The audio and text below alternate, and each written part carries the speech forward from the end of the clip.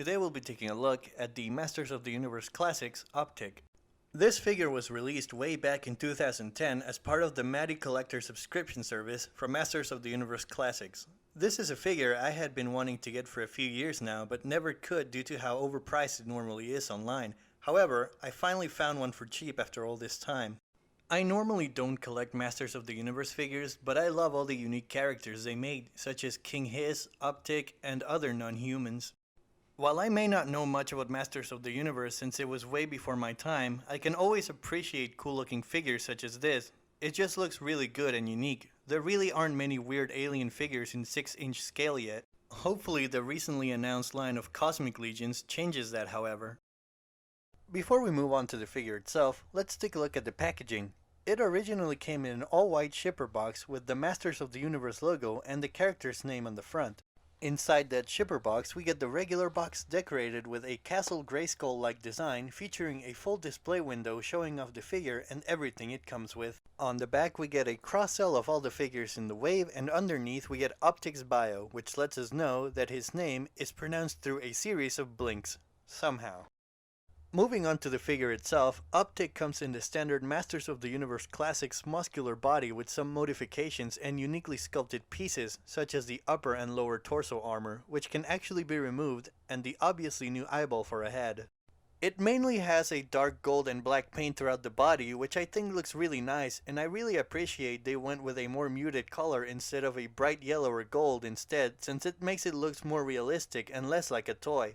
The wires and rivets of his armor are also nicely painted and really bring out the details of the sculpt, which although it seems like a pretty simple paint job, it works in the figure's favor. It just has a charm that I can't quite put my finger on. His weapons are mostly metallic gray color with orange details. The head is a giant eyeball and is made of painted white plastic with a clear green iris and has painted orange lines around it. Again, very simple, but it's still one of the most unique features of any 6-inch figure in my collection, and it is what makes Optikk stand out from the crowd.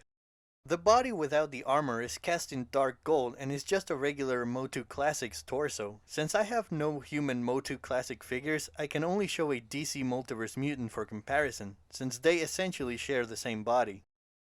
As for articulation, this figure has a ball-jointed head and can fully rotate as well as slightly look up and down. His shoulders have a normal range of motion and aren't really hindered by the armor. He has bicep swivels and single-jointed elbows. His hands only rotate. He has an ab crunch, and his lower torso is a rubber piece that is flexible enough to allow the legs to move pretty well. His legs have T-joints commonly seen in DC Universe Classics, and he has single-jointed knees and he has boot swivels. His feet can move up and down, but he has no ankle pivot. Since this figure uses the same parts of the MOTU Classics strap jaw, his arms are actually removable. For accessories, this figure comes with an extra orange eyeball head, his photon neutralizer rifle, and a shield. The rifle is very nicely sculpted and it has an 80s sci-fi look to it, and the barrel has an eyeball-like shape to it. The shield follows the eyeball theme by having a big orange ball in the middle surrounded by triangles. On the back part of the shield it has some sculpted rivets as well. The orange eyeball also has painted details on the iris, but due to them being another shade of orange, they can be a little hard to make out at first. An unofficial feature of this shield is that it can be used to make a mini UFO by placing one of the eyeballs on the orange part. It fits really well and it's a neat little extra. As mentioned before, the torso piece can be removed and it can change how Optikk looks, but I'm not sure if that counts as an accessory in itself since it's an essential part of his original design. It's more of a bonus in my opinion. This figure stands at about 7 inches tall, and for a size comparison, here it is next to a standard Marvel Legends. Here it is next to a DC Universe Classics. Here it is next to a Figuarts. Here it is next to a Figma. Here it is next to a Star Wars Black Series. Here it is next to a Masters of the Universe inspired Mythic Legions. And since I don't have any human MOTU Classics, here it is next to the Dark Knight Returns Batman that uses the same body type.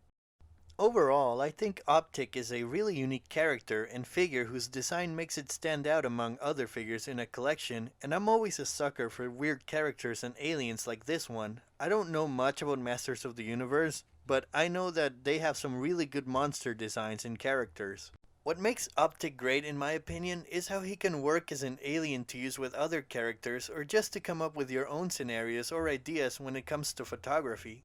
I do have a few qualms with this figure, however, the biggest being how loose the ankles can get. After posting him for a while, it started to get really annoying how loose they were becoming, but I can't say that this is a fault of this figure itself. Previous MOTU Classics and DC Multiverse figures using this body type had similar issues, so it just seems like a defect they all share. Another minor complaint is that it can get a little tricky trying to get him to hold the rifle properly, and due to a lack of arm articulation, you can't get him into a cool pose with it, such as holding it or aiming it with both hands like you could with other figures such as Marvel Legends. Although this figure isn't perfect, it still doesn't affect my feelings towards it, and I still believe this is a really cool figure to have in any collection, and one of my most unique ones. If you can find one for a decent price, I definitely recommend getting him if you can. And that's pretty much it for the review. Let me know what you think of this figure in the comments below, and as always, thanks for watching!